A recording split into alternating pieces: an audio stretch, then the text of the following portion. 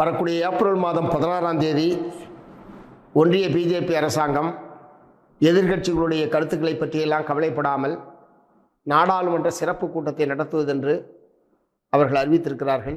இது தொடர்பாக தமிழ்நாடு முதலமைச்சர் மாண்புமிகு மு.க. ஸ்டாலின் அவர்கள் இன்றைக்கு மத்திய அரசாங்கத்திற்கு எச்சரிக்கை விடுக்கக்கூடிய வகையில் ஒரு வீடியோ பதிவை வெளியிட்டிருக்கிறார்கள். அது மிக மிக சரியானதும் நியாயமானதும் கூட. ஏனென்று சொன்னால் 5 மாநில சட்டப்பேரவை தேர்தல் சம்பந்தமான பணிகள் மே மாதம் 4ஆம் தேதி வாக்கு எண்ணிக்கை வரை இருக்கிறது. தேர்தல் பிரச்சாரத்தில் அனைத்து கட்சியினுடைய நாடாளுமன்ற உறுப்பினர்களும் ஈடுபட்டிருக்கக்கூடிய நிலையில் இடையில் 3 நாட்கள் சிறப்பு கூட்டம் என்று சொல்லுவது என்பதே இந்த தேர்தல் பணிகளை சீர்குலைக்கக்கூடிய ஒரு நடவடிக்கை. இரண்டாவது, இப்போது மகளிர் இடஒதுக்கீட்டுக்காகத்தான் இத்தகைய கூட்டத்தை நாங்கள் தொகுதி மறுவரையறை செய்வதற்கான கூட்டத்தை நடத்துகிறோம் என்று அவர்கள் சொல்லுகிறார்கள். இப்போது அவர்கள் 18ஆம் தேதிக்குள் இத்தகைய ஒரு சட்டத்தை நிறைவேற்றினாலும் 2029ஆம் ஆண்டு நாடாளுமன்ற தேர்தலின் போதுதான் இது நடைமுறைக்கு வர இருக்கிறது. அப்படின்னா ஒரு 10-15 நாள் கழித்து இந்த கூட்டத்தை நடத்துவதனால எந்த விதமான பாதிப்பும் ஏற்பட போவதில்லை. காங்கிரஸ், பிரதானமான எதிர்க்கட்சியான காங்கிரஸ் அதை எதிர்க்கிறது. அதிகமான நாடாளுமன்ற உறுப்பினர்களை கொண்டிருக்கிற திமுக, திரிணாமுல் காங்கிரஸ் உட்பட எதிர்க்கிறது. மார்க்சிஸ்ட் கம்யூனிஸ்ட் கட்சி உட்பட இடதுசாரிகள் அதற்கு எதிர்ப்பு தெரிவிக்கிறார்கள். ஆனால் யார் சொன்னாலும் நாங்கள் கேட்க மாட்டோம் என்று இப்படி பிடிவாதமாக இருப்பது என்பது பாரதிய ஜனதா கட்சியினுடைய எதேச்சதிகார போக்கைத்தான் வெளிப்படுத்துகிறது. இரண்டாவது, இவங்களுக்கு பெண்களுக்கு கட்டாயம் இடஒதுக்கீடு கொடுத்துத்தான் தீர வேண்டும் என்று அக்கறை உள்ள கட்சியெல்லாம் பிஜேபி கிடையாது. இதை இப்படி ஒரு சட்டத்தை ஏற்றுவதன் மூலமாக இந்த 5 மாநில சட்டப்பேரவை தேர்தலில் ஏதாவது ஆதாயம் பெற முடியுமா?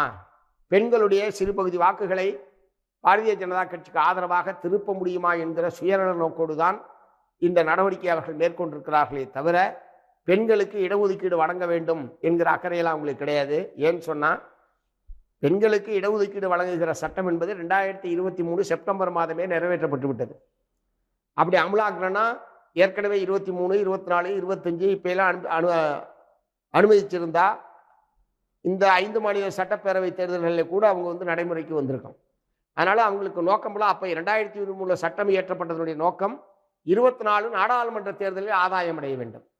இப்போது தொகுதி மறுவரை என்று ஒரு சட்டத்தை ஏற்றுவது என்பது இப்போது நடைபெற இருக்கக்கூடிய சட்டப்பேரவை தேர்தல்களில் ஆதாயம் அடைய வேண்டும்.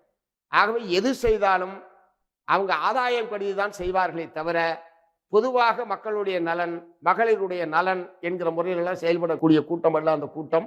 ஆகவே 16ஆம் தேதி அறிவிக்கப்பட்டிருக்கிற அந்த சிறப்பு கூட்டம் என்பது ரத்து செய்யப்பட வேண்டும். அனைத்து கட்சிகளுடைய ஆலோசனையை பெற வேண்டும். மூன்றாவது, நாடு முழுவதும் தொகுதி மறுவரை என்கிற போது மாநில அரசாங்கங்களை கலந்து ஆலோசிக்காமல் மத்திய அரசாங்கம் தானடித்த மூப்பாக செயல்படுவது என்பது வன்மையான கண்டனத்துக்குரியது. இப்போது தமிழ்நாட்டில் தொகுதி மறுவரையை செய்ய வேண்டும் என்று சொன்னால் தமிழ்நாடு அரசு தமிழ்நாட்டில் உள்ள அனைத்து கட்சிகளுடைய கூட்டத்தை நடத்தி அதனுடைய ஆலோசனைகளை பெற வேண்டும். இப்படி ஒவ்வொரு மாநிலத்திலும் ஆலோசனைகளை பெற்றுத்தான் இறுதியாக மத்திய அரசாங்கம் முடிவுக்கு வர வேண்டுமே தவிர அவர்களாக ஒரு முடிவை எடுத்துவிட்டு இதை ஏற்க வேண்டும் என்று மாநிலங்களை கட்டாயப்படுத்துவது என்பது வன்மையான கண்டனத்துக்குரியது. ஆகவே அந்த அடிப்படையில் தான் மாண்புமிகு முதலமைச்சர் அவர்கள் இன்றைக்கு மத்திய அரசுக்கு தன்னுடைய வலிமையான கருத்தை வெளிப்படுத்தியிருக்கிறார். அந்த முதலமைச்சருடைய அந்த கருத்தை மார்க்சிஸ்ட் கம்யூனிஸ்ட் கட்சியின் சார்பில் நான் வழிமொழிகிறேன்.